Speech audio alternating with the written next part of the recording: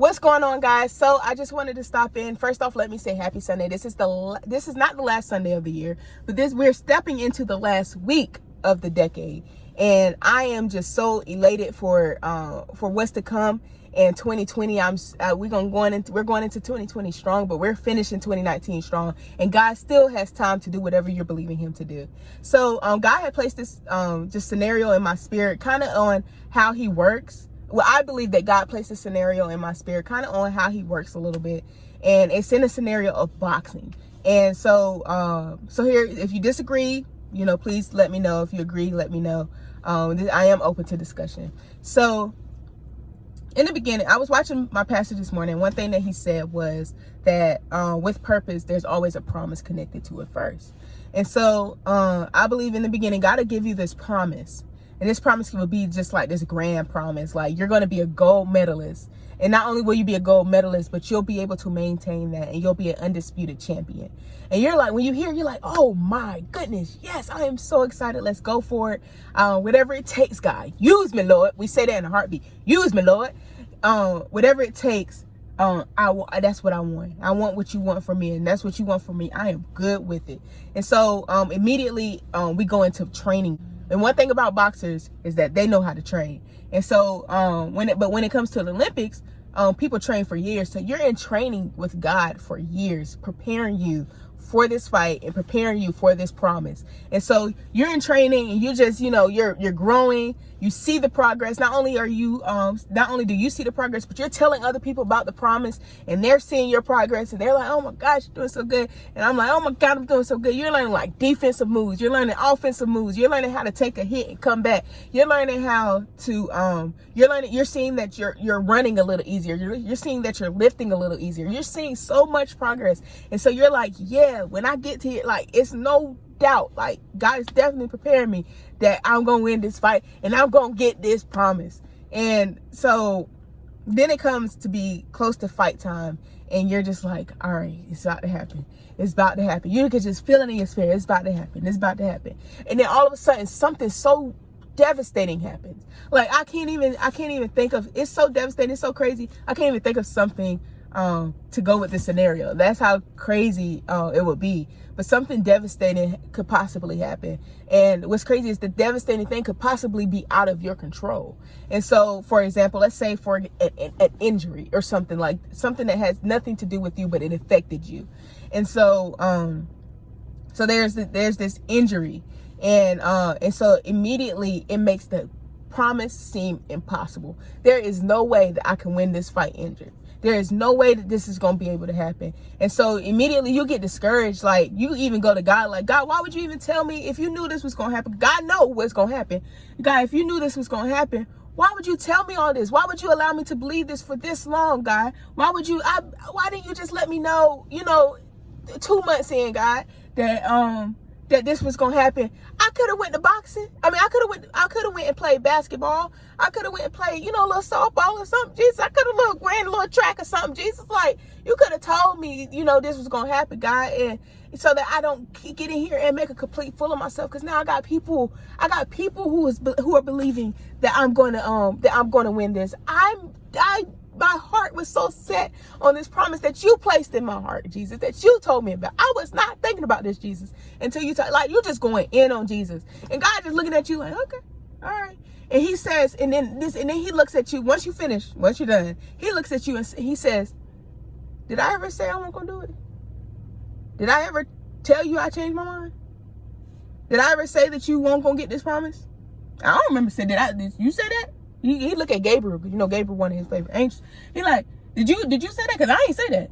Because I don't know where all this is coming from, but I never said that you weren't gonna get the promise. And so you're like, what? This don't make sense. And God's just like, come on, just follow me. So God gets in front of you, grabs your hand, and so you know how we get when we frustrated, we're a little stubborn. We just, all right, man, come on. Oh. So you just start talking under your breath, and it's just like God's just like, all right, come on. Follow me, just follow me. And so God takes you to the arena. And when you step into the arena, you see just this huge crowd of people. It's the world of people just screaming and just chanting and so excited about what's to come. And they're just like, yes. And what's crazy is they feel the exact opposite of how you're feeling. And so that makes you feel even more. You're just like, come on, God. Like, you're really about to make me look crazy in front of all these people too. And God's just like, come on, just trust me. Listen, come on, just follow me. Just follow me. And one thing that I've always heard is in the Bible that that all you need is mustard seed faith. And I've always wondered, what's mustard seed faith? Mustard seed faith is just, no matter what's going on, just having a little bit of faith to just, all right, do what God tells, to obey God. So if God tells you to, all right, now he gives you a seat, he's like, all right, just sit here and watch. Just sit here and watch what I'm about to do. Sit here and watch me work. And so mustard seed faith is you just literally sitting there, no matter what's going through your head, no matter how you're thinking, but you still have the faith to literally just sit there and watch. And so you sit there and you're just like, oh Lord. You basically almost preparing yourself for how you're gonna react or whatever. It's just your natural protection mode to prepare yourself for your comeback from failure, pretty much. And so you're just sitting there, and God goes on to wrap up, and he goes on to glove up, and he does little things with pants. You know how people got the pants where they just snap off like that. He does that. He got on his boxing shorts and everything, and he's like, hey, watch this. And so God steps into the ring, and what God is stepping into the ring of is, I don't know if you know this, but every promise has an opponent. Every promise has an enemy. You may not know what that enemy is. You may not know what that opponent is through the whole training process, but God knows who that enemy is. God knows who that opponent is through the whole training process. And God steps in with that enemy, that enemy that's stopping you, that opponent that's stopping you from getting to your promise, that's stopping you from living your abundant life within your promise. And God gets into that ring with that enemy or with that opponent, and all your only job, my God, is to sit there and just watch. Now, for me, I feel like I'm in this situation, but I don't feel like I'm not able to see God fight. Like, I'm not looking at God fighting. So I feel like God got me in the room in the back where he wrapped up and stuff, and he just told me to stay in the room. And so I'm just in the room, just like, Lord Jesus, I just pray. I'm in the room praying. I'm in the room. One thing about me is that I try to filter what I listen to and what I feed my spirit. So I'm in the room just listening to every bit of Tasha Cobb, Kirk Franklin, worship music. I'm watching I'm filtering what I watch on TV. And, I'm just praying, and I'm just trying to stay at the feet of Jesus. Cause I'm just like, Lord have mercy. Everything is literally on the line. And I just have to trust that God knows what he's doing. That God knows what he's doing when he gets in that ring. So God gets in the ring, and he started fighting. And what the crazy thing is, it looked like God is losing a little bit. And you like, wait a minute, Jesus, you God. Like, you don't supposed to lose. Like, but he just getting hit, and the opponent just look like he's winning. And I feel like God will make the opponent think that they're winning. Purposely think that they're winning. And then out of nowhere, he's going to come with a knockout punch to just completely just take them out. It's going to be like a right hook to the jaw and a left hook to the body, like a complete stupid knockout punch. And it's going to be in like the third, fourth round. And God's going to hit that punch. And not only will he hit that punch to knock the opponent out, but it's going to kill that opponent in the ring. I don't know if you've seen the movies where people die in the ring. Like, God's going to do that to the opponent. God's going to do that to the enemy of your promise. It's going to kill it, so you don't ever have to worry about that. This is supposed to be the other number one opponent to deal with this promise, and you're never going to have to worry about it because God's going to kill it in the ring through a knockout punch. And so all you got to do is just sit there, and you're just waiting for that. But the thing with God is God can put you in that ring, and because you're trained enough to go into that ring. But see, the thing with you is you're going to end up having to go, you're going to go all 9, you're going to go like 12 rounds. You're going to have to go all 12 rounds, and you possibly win by decision. But see, if you follow God, and if you allow God to fight your battles for you, God will allow you to skip the process where you don't have to go 12 rounds. God can knock it out in 3-4 rounds, and you get your promise, and you live in the abundance of your promise. As I stated, where I am is I feel like I am sitting and watching God, and I am just having to trust what everything I just said. I'm trusting God for that knockout punch soon. I am trusting God for to turn my situation completely around to where I will not look like what I've been through. I will not look like I would not look like how I felt sitting and watching. I would not look like that at all. I would not look as though, you know, whatever injury I had on the other side of this. And one thing, and there's one more thing that I wanted to point out, is that mustard seed faith doesn't mean that you don't doubt. It just means that you still stay. You still sit there and watch. And what I mean by that is because little do people know, you know, you're telling all these people this is gonna happen, this is gonna happen, or whatever, this is gonna be the promise, and you're training, but all the while there's doubt in your head. All the while you still got that doubt, like, okay, yeah, I'm training, but you know, you never really know until you see it, to be completely honest. So, you know, you can tell people, but in your head you're just like, oh, it still don't look like it. Oh, it's anything, any little thing could come on, like God try to teach you this training combo, and it's just something that you just cannot get. So then you start doubting, like, dang, if I can't get this, then I'm not gonna, how I'm gonna get this promise? Like, it's like little doubts throughout the whole process, throughout the whole training process. But you still have that confidence in God that his word will prevail and his word will manifest. And so, but through the whole process, you have doubts.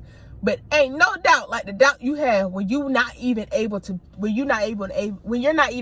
help, when you have to trust God to do it, to handle it for you, to work it out for you, when you have to place it in God's hand. There is no doubt like it. My God from Zion, there is no doubt like it. But I can tell you one thing, the way that God is doing it, he is killing. Not only will he kill the opponent or the enemy to your promise, but he is also killing that doubt in you. Because once you see God get that knockout punch, you would never doubt him. Oh my gosh. Oh my goodness. Oh my gosh. Once you hold on enough, once you hang on just enough to see that knockout punch, every doubt in you will just die. Every doubt in you would die. And that's what I'm trusting God for. That is exactly what I'm trusting God for. And I am trusting God that I will, that after that knockout punch, I prayed this the other day, but I am promising to tell people to the day I die of your goodness. I want to bring people, I want to help bring people to Christ, to try God. This is going to help people to see what God does through me. And it's going to make them wonder, well, God can do it for her. I wonder if he can do it for me. And so they get to try God. And then they go through whatever God has them go through. And they come out on the other side. Because I could tell you one thing, as I stated before, God will never lose. God will never lose. God can never lose.